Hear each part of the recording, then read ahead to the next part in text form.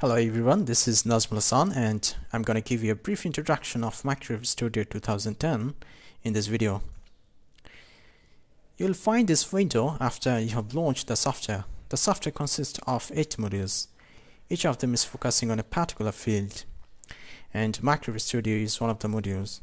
It deals primarily with high-frequency systems and circuits. This video is all about Microsoft Studio. So select this module and press OK to launch Microsoft Studio.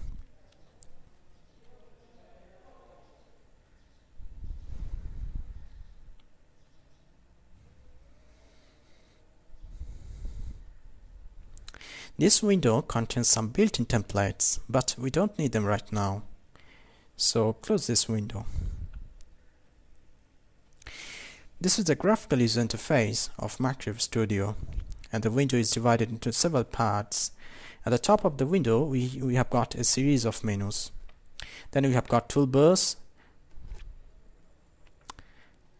and on the left side we have got navigation tree, which contains project data and simulation results, and this place is called the working space, and the rectangular grid is called working plane. Let me tell you one important thing: Microsoft Studio requires intense use of coordinate system. In fact, the working space contains a three-dimensional rectangular coordinate system, and the accuracy of the dimensions of the objects will vastly depend on how expertly you use the coordinate system. So please remember this point in your mind. Let us now navigate the menus. First of all, we have got file menu, and we can create new project and save the project from here. We can also import files from other software like HFSS. Also, we can export files to other software from here. Next, we have got edit menu. We can change the working plane properties from here. Right now the size is 10, but we can change it, give a new size of 100. And the width corresponds to the squares of the grid. Let's give it 5.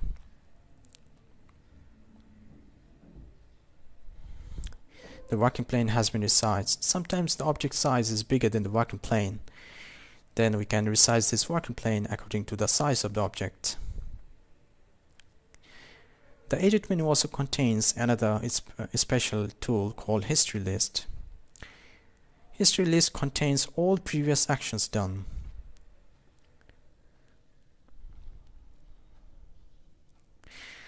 And from here we can easily restore any previous point or delete them.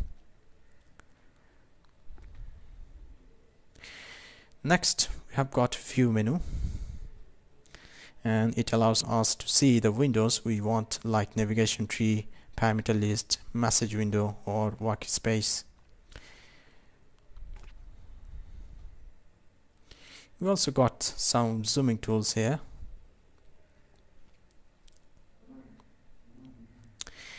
Next, we have got WCS menu, and this menu is all about coordinate system. Microsoft Studio has got 2 coordinate systems. One is called global and another is called local. XYZ is the global coordinate system, and EVW is the local coordinate system. And there is an advantage of using local coordinate system because we can move, we can rotate, or we can align the local coordinate system.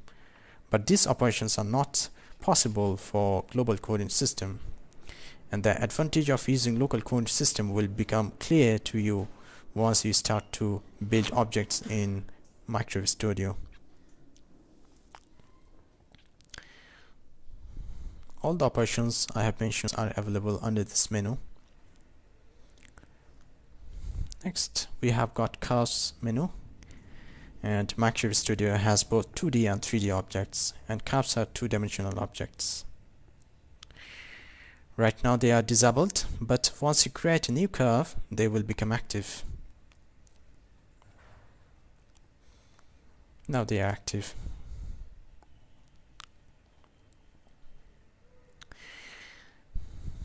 And then we have got objects menu.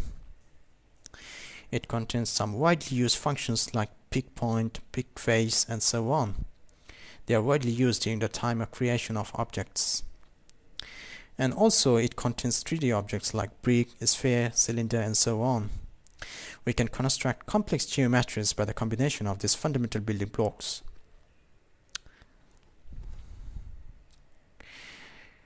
And the rest of the menus are related to simulation. We can run the simulation from the Solve menu.